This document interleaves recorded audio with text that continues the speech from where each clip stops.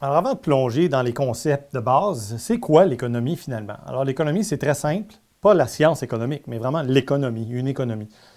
C'est de la production de biens et services, tout simplement. Donc, il y a des gens qui produisent, qui organisent la production. Donc, il y a des firmes, il y a des institutions qui font la coordination du travail, n'est-ce pas? Donc, des firmes, donc des entreprises, quoi, et des gouvernements et autres, n'est-ce pas? D'autres institutions, des ONG, organisations non gouvernementales, etc. Donc, il y a toutes sortes d'institutions qui organisent les gens, n'est-ce pas? Il y a des gens ici. Ils organisent ça d'une certaine façon. Et ça crée du output, donc de la production. Donc, ça crée de la production de l'autre côté. Et c'est des biens physiques ou des services. OK? Et ça existe parce que les gens les veulent. Il y a de la demande pour ça d'une façon ou d'une autre, que ce soit de la demande directe ou indirecte. Et ça génère des revenus pour ceux qui financent, qui font la production. Et ce revenu-là est distribué, comme par exemple pour les firmes, c'est distribué entre les salariés et les détenteurs du capital, donc les entrepreneurs qui détiennent les entreprises, qui sont propriétaires des entreprises.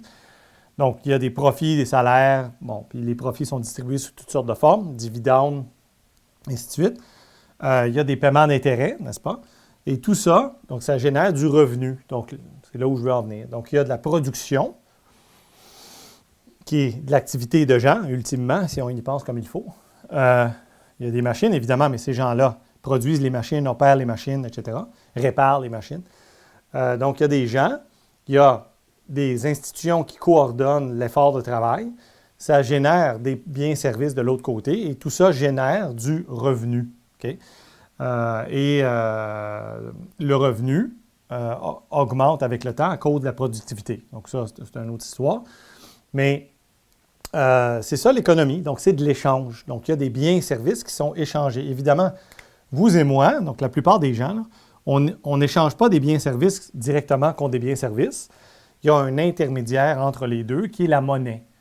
Donc la monnaie sert d'intermédiaire entre les gens pour échanger. Donc typiquement, ce qu'on va faire, c'est que moi, je travaille, mettons, pour une institution, une université par exemple.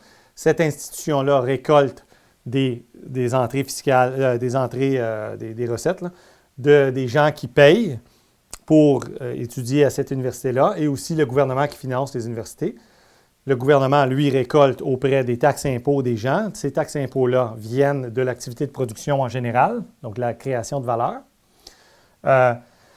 Et donc, j'ai un revenu, ça me donne la monnaie qui fait que je suis capable de payer pour des biens et services d'entreprises qui fournissent des biens et services. Donc, je suis en train d'échanger avec les travailleurs et les entrepreneurs des autres entreprises desquelles j'achète des biens ou des services, n'est-ce pas? Et donc, c'est de l'échange. C'est de l'échange. Et évidemment, il y a des dépenses courantes qui sont faites à l'aide de moyens de paiement, donc de la monnaie, et il y a de l'épargne. Donc, la monnaie, c'est fait pour faire des transactions, etc. Et il y a de l'épargne. Okay? Donc, l'épargne, elle est stationnée sous différentes formes, mais en gros, ça devient évidemment de l'épargne, ça devient de l'achat de capital d'une façon ou d'une autre. Donc, je peux épargner et puis m'acheter une maison, je peux épargner et puis m'acheter des actions à la bourse, je peux épargner et m'acheter financer le gouvernement en achetant des obligations gouvernementales, des titres de dette, et ainsi de suite. OK? Et donc, c'est ça une économie. Donc, il y a des gens qui produisent. Cette activité de production-là est coordonnée par des institutions, que ce soit des firmes, des gouvernements, etc. Et dans tout ça, il y a des infrastructures et des machines. Donc, des infrastructures, c'est toutes sortes, hein, des bâtiments, des ponts, des routes, des aqueducs, des systèmes de distribution d'électricité, des centrales nucléaires, il y a toutes sortes d'affaires. Okay? Donc, les infrastructures privées et publiques, donc publiques, c'est gouvernemental, et des machines qui sont produites, évidemment, et opérées et réparées par des gens, ultimement. Et tout ça, c'est l'organisation de la production qui est faite qui est facilitée par des gens qui travaillent dans ces institutions-là. Ça génère de la production qui est des biens et services. qui génère du revenu. Et donc, autrement dit, plus on produit, plus on a de revenus, évidemment. Et ça n'a rien à voir avec la monnaie comme telle, n'est-ce pas? Donc, ça a rapport avec ce qu'on produit. Donc, ce qu'on produit, c'est ce qui génère de la valeur. Et cette valeur-là est échangeable contre d'autres valeurs.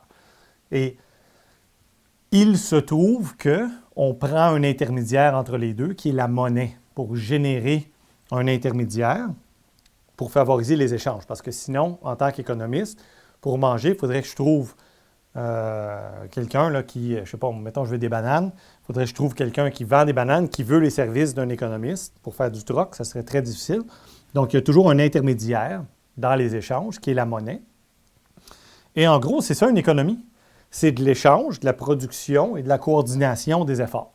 Il y a toutes sortes de couches puis de complications, mais en gros, c'est comme ça que ça marche. Okay? Et à long terme, tout ça génère une hausse du niveau de vie à long terme, c'est-à-dire le PIB par habitant. C'est-à-dire qu'au niveau matériel, donc là, on ne rentre pas dans les choses plus,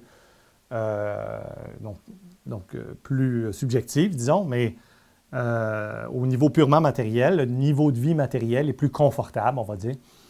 Donc, les gens ont accès à du chauffage qu'il n'y avait pas avant, de l'électricité qu'il n'y avait pas avant, etc., etc. Donc, plein de choses, des voitures qu'on n'avait pas avant, et ainsi de suite. Donc, le niveau de vie avance et en général, ça favorise évidemment un bien-être matériel, en tout cas. C'est ça qui fait, c'est ça une économie. Okay? Donc, échange, biens-services, institutions qui coordonnent les efforts, dépenses et revenus. Notons que les dépenses des uns, donc lorsque moi je dépense, de l'autre côté, il y a quelqu'un qui reçoit, et donc les dépenses des uns sont les revenus des autres, et ça aussi, c'est important. Donc, le produit intérieur brut, c'est un peu ça. Donc, c'est la somme de toutes les dépenses faites sur des biens-services vendus sur un territoire donné. Okay?